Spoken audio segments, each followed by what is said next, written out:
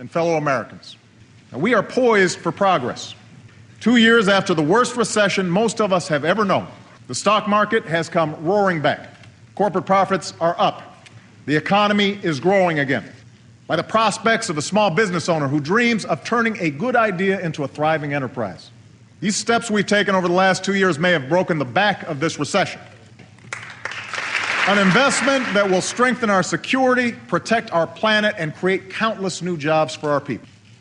So over the last 2 years, we've begun rebuilding for the 21st century. A project that has meant thousands of good jobs for the hard-hit construction industry. We'll put more Americans to work repairing crumbling roads and bridges.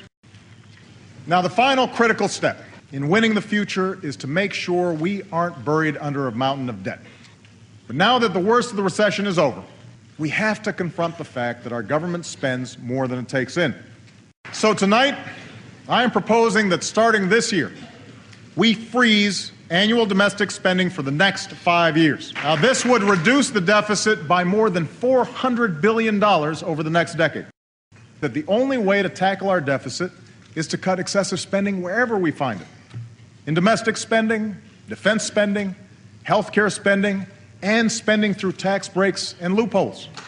This means further reducing health care costs, including programs like Medicare and Medicaid, which are the single biggest contributor to our long-term deficit.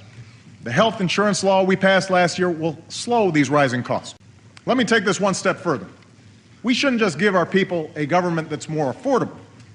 We should give them a government that's more competent and more efficient, a government that lives within its means.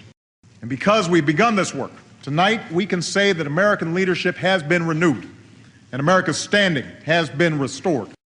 We should have no illusions about the work ahead of us. Reforming our schools, changing the way we use energy, reducing our deficit. And tonight, our journey goes forward, and the state of our union is strong.